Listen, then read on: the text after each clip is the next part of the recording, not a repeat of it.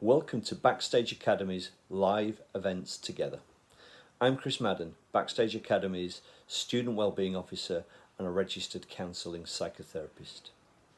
In this series of 4 short films, we're exploring the impact of coronavirus on the live event industries and higher education from the context of mental health. In this second episode, we're discussing how do live event freelancers manage through this time and how can they look after their mental health and well-being. How do freelancers manage through this time and how can they look after their mental health and well-being? I'm going to ask Adam first because Adam, you have dual roles, both as a musician and a therapist. As a musician, as a freelancer, you for many years have been a freelancing musician. How do you think live event freelancers might manage through this time? I think it's really difficult with, again, a lot of people I work with are trying to work out, firstly, other streams of income.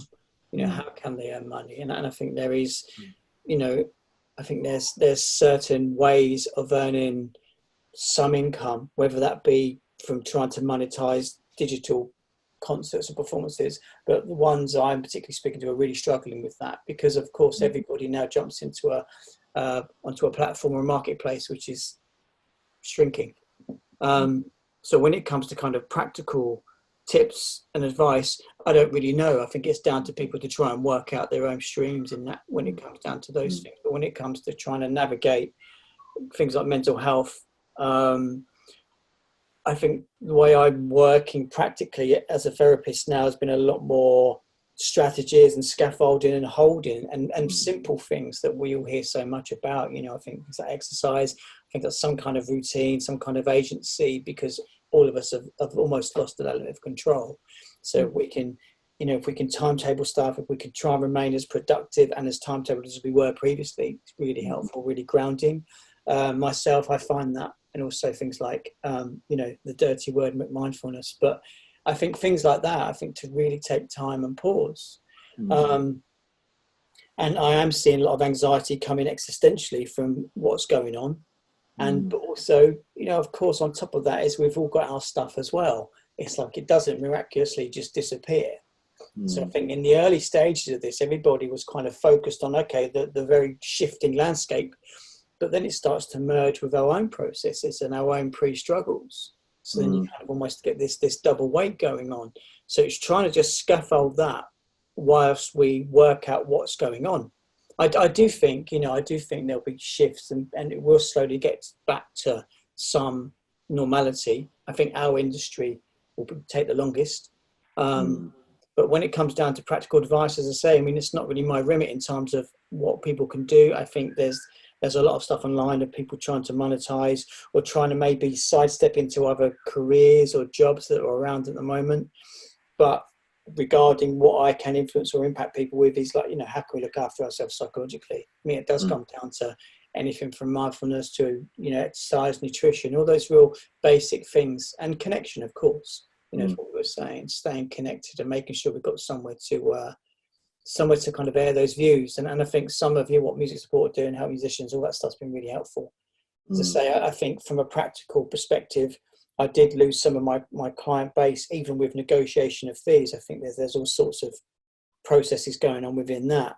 And of course, this is the time when people need it the most. And I offer weekly check-ins for some clients as well. But I did see a shift away from that. But it's really good to hear that, Eric, what you're seeing is a pickup of that people really are reaching out. I'm sure there's, myriad of processes of what's gone in there regarding the therapeutic stuff. But yeah, I just bring it back down to some of those basic things of scaffolding, embracing yourself and grounding yourself as much as you can. And taking your foot off if you can of trying to do too much. Because that's the other thing, isn't it? All pressure then to kind of go out and achieve and be these amazing things. And myself here with kids, all the school stuff we have, and it's like, what, we're just going to get through. That'll be enough. Whatever happens, we'll just get through, and that'll be that. And then we'll see what happens on the other end.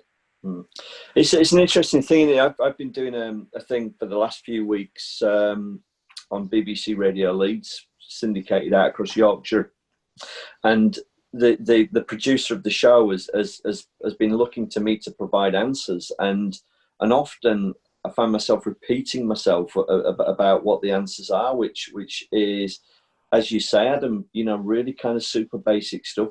Having a routine, if you can, getting out and having a walk every day. Last week we covered the topic of dreams, and that I've noticed this major proliferation of people having really, really vivid and bizarre dreams, and a lot of them, quite naturally so, anxiety-based dreams, and it's really kind of super. The advice, for want of a better description, is make sure that you're monitoring your caffeine intake. Make sure you are exercising. Make sure your diet is. And sometimes that's not the stuff that people want to hear. They want solutions, don't they? They want the really quick fix, and often, we can't offer a quick fix. I mean, you and I both know we can never really offer quick fixes. No. There is an opening there I'm seeing, obviously, in the commercial world, where people are offering that as well, which is a whole other area of discussion. But yes, being wary of that as well. Yeah, absolutely. And really sitting with it's an existential crisis we're all in that sense, and we will have to find our own way, but within the support of what we can give each other. I think that's the key. Yeah, I mean, I suppose that that's the uniqueness of this experience. It's a whole world experience for many millions of people, and that's utterly unique. Eric, in terms of the freelancer, the people that are getting in touch with you, what are you noticing in terms of what people are asking for? Yeah, well, I mean, certainly earlier in the month, the initial was, where can we get funding from? Like natural questions. I think everyone's in such a kind of like a focus on where we get money from, and there is still to a degree a lot of that, and that's something that we don't deal directly with, but indirectly we do signpost people to relevant kind of like benevolent funds which are existing, and you've no doubt seen a lot of campaigns from Crew Nation to help musicians and musicians union and what have been providing funds which are accessible for people for immediate need. But certainly in terms of some of the very common things, unsurprisingly, anxiety and depression has been quite high in terms of the people that come to us. But at the other side of it as well, spectrum, addiction's an area that we deal with as well.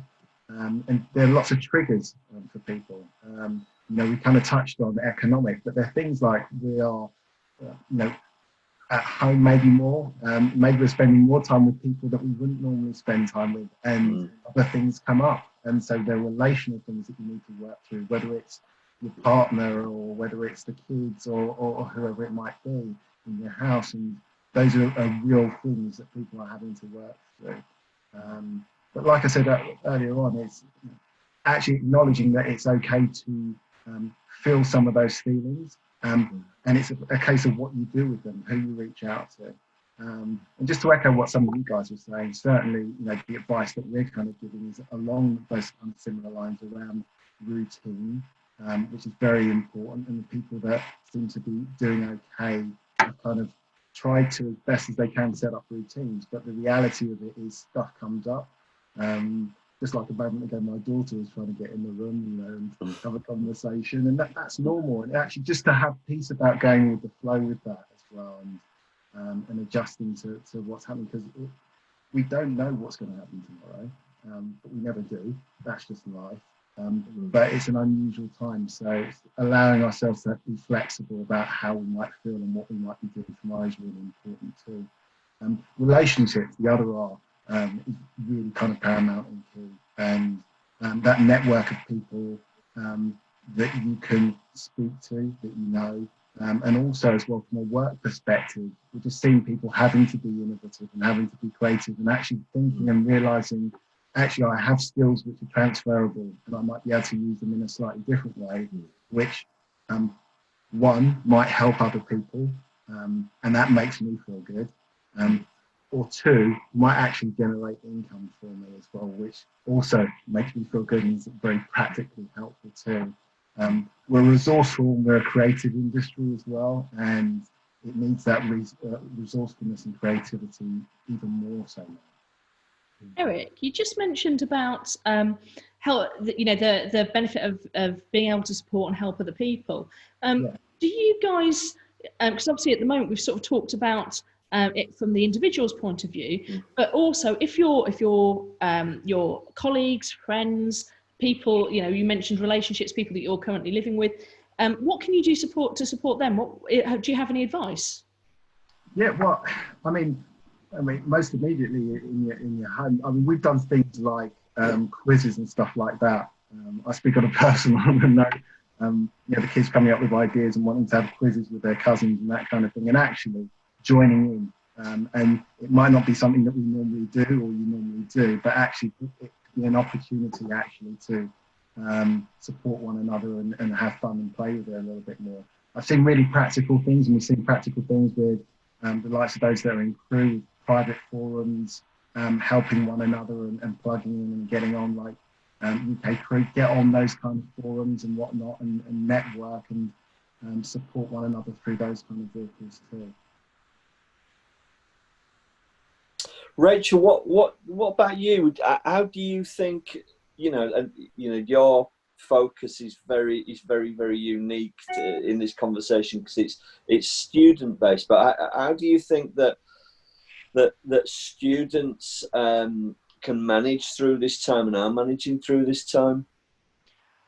It's a really interesting question because, of course, people in some people having tougher times than others, and so that people having a range of different experiences, and I think we need to recognise that, and so. As I was usefully reminded, sometimes trying to kind of be, look, we can do this and let's try and be positive. Actually, sometimes that's really hard for some people. It's not easy for everybody. And that's really important to be prompted on and to have to remember. I think what's been very interesting in some of our dialogues with the students is how they've providing each other with support. And how you're getting clusters of students who are either physically living together or who are collaborating together. And I'm also seeing that with some of my friends in the industry and my friends who might have some longer term mental health challenges are actually seeking and receiving support from other colleagues and friends and their own network, as well as being able to, as you say, Eric, give that support to other people. And so that's really interesting, is that it feels like naturally we're kind of creating support clusters. But that also means that to my mind, I'm trying to look to make sure that people have support and that there's nobody who's outside of the cluster who doesn't have a natural support network. Brilliant. So the last question is more personal, really, more than anything, and it's how are you managing, or what are you doing day to day to help look after your own mental health? And the reason for asking this is because I think for each of us, we're all coping with it in our own unique and individual way, but within some of our experiences might be things that people can pick up on and try for themselves. Adam, how are you managing? What are you doing that's helping you